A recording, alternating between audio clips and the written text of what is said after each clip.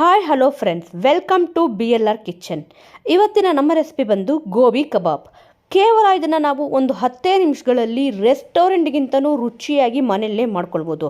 ಬನ್ನಿ ಮತ್ತೆ ಇನ್ನೇನಕ್ಕೆ ತಡ, ಈ ಗೋಬಿ ಕಬಾಬ್ನ ನಾವು ಹೇಗೆ ಮಾಡ್ಕೊಳ್ಳೋದು ಅಂತ ಹೇಳ್ಬಿಟ್ಟು ನೋಡ್ಕೊಳ್ಳೋಣ. ಮೊದಲಿಗೆ ಈಗ ನಾವು ಇಲ್ಲಿ ಒಂದು ಪಾತ್ರೆ ತಗೊಳ್ಳೋಣ.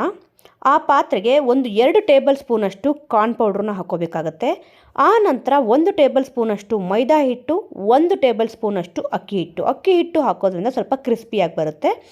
ಇವಾಗ ಇದೆಲ್ಲ ಹಾಕ್ಕೊಂಡ್ಮೇಲೆ 1 ಟೇಬಲ್ ಸ್ಪೂನಷ್ಟು ಅಚ್ಚ ಖಾರದ ಪುಡಿನ ಇಲ್ಲಿ ನಾವು ಹಾಕ್ಕೊಳ್ಳೋಣ. ಖಾರ ನಿಮಗೆ ಎಷ್ಟು ಬೇಕೋ ಅಷ್ಟು ನೋಡ್ಕೊಂಡು ಹಾಕ್ಕೊಳ್ಳಿ.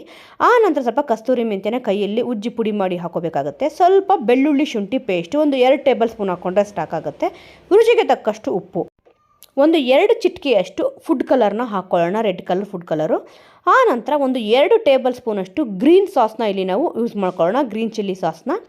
ಇವಾಗ ಇದನ್ನೆಲ್ಲ ನೀಟಾಗಿ ನಾವು ಮಿಕ್ಸ್ ಮಾಡ್ಕೊಳ್ಳೋಣ. ಆ ನಂತರ ಸ್ವಲ್ಪನೇ ನೀರು ಹಾಕ್ಕೊಂಡು ನಾವು ಇದನ್ನು ಕಲಿಸ್ಕೋಬೇಕಾಗುತ್ತೆ. ಬಜ್ಜಿ ಹಿಟ್ಟಿಗಿಂತ ಸ್ವಲ್ಪ ಗಟ್ಟಿ ಇಲ್ಲಿ ನಾವು ಕಲಿಸ್ಕೋಬೇಕು. ಇದನ್ನು ನೋಡ್ತಿರ್ಬೋದು ಎಷ್ಟು ನೀಟಾಗಿ, ಎಲ್ಲೂ ಗಂಟು ಇಲ್ಲದ ರೀತಿ ಕಲಿಸ್ಕೊಂಡಿದ್ದೀವಿ ಅಂತ ಅಂದ್ಬಿಟ್ಟು ಯಾವುದೇ ಕಾರಣಕ್ಕೂ ಗಂಟು ಬರೋ ರೀತಿ ಕಲಿಸ್ಕೋಬೇಡಿ. ನೀಟಾಗಿ ಈ ರೀತಿಯಾಗಿ ಕಲಿಸ್ಕೋಬೇಕಾಗುತ್ತೆ.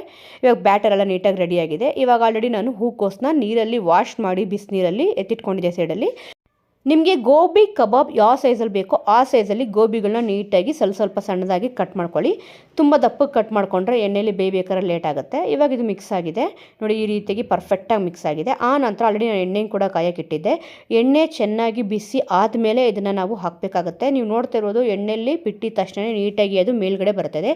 ಈ ರೀತಿಯಾಗಿ ಕಾದ ಮೇಲೆ ನಾವು ಇದನ್ನು ಹಾಕಬೇಕಾಗತ್ತೆ.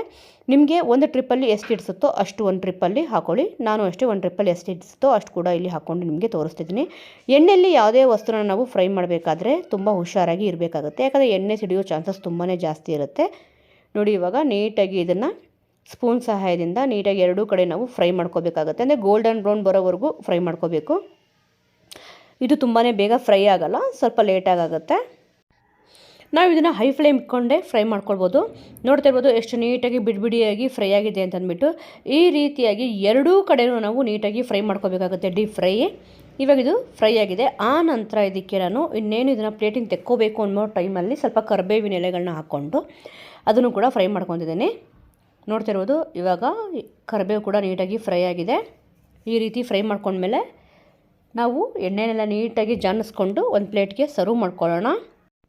ಈಗ ಕಂಪ್ಲೀಟಾಗಿ ನಾವು ಎಣ್ಣೆನ ಜಾನಿಸ್ಕೊಂಡು ಒಂದು ಪ್ಲೇಟಿಗೆ ಕೂಡ ಹಾಕ್ಕೊಂಡಿದ್ದೀವಿ. ಖಂಡಿತವಾಗ್ಲೂ ಇದೇ ರೀತಿಯಾದ ರೆಸಿಪಿನ ನೀವು ಕೂಡ ಮನೇಲಿ ಟ್ರೈ ಮಾಡಿ. ಹೇಗೆ ಬಂತು ಅಂತೇಳಿ ನಮಗೆ ಕಮೆಂಟ್ ಮೂಲಕ ತಿಳಿಸೋದನ್ನು ಮಾತ್ರ ಮರಿಬೇಡಿ. ನೋಡ್ತಿರ್ಬೋದು ಎಷ್ಟು ನೀಟಾಗಿ ಈಗ ಒಂದು ಸರ್ವಿಂಗ್ ಪ್ಲೇಟಿಗೆ ಸರ್ವ್ ಕೂಡ ಮಾಡ್ಕೊಂಡಿದ್ದೀನಿ. ನಾವು ಮಾಡೋ ರೆಸಿಪಿ ನಿಮ್ಗೆ ಇಷ್ಟ ಆಗಿದ್ದರೆ ನೀವು ಕೂಡ ಟ್ರೈ ಮಾಡಿ. ಮನೇಲಿ ಹೇಗೆ ಬಂತು ಅಂತೇಳ್ಬಿಟ್ಟು ನಮಗೆ ಕಮೆಂಟ್ ಮೂಲಕ ಮಾತ್ರ ತಿಳಿಸೋದನ್ನು ಮಾತ್ರ ಮರಿಬೇಡಿ. ನೀವೇನಾದ್ರು ಇನ್ನೂ BLR ಕಿಚನ್ ಚಾನಲ್ನ ಸಬ್ಸ್ಕ್ರೈಬ್ ಮಾಡ್ಕೊಂಡಿಲ್ಲ ಅಂದರೆ ಖಂಡಿತವಾಗ್ಲೂ BLR ಕಿಚನ್ ಚಾನಲ್ನ ಸಬ್ಸ್ಕ್ರೈಬ್ ಮಾಡ್ಕೊಳ್ಳಿ.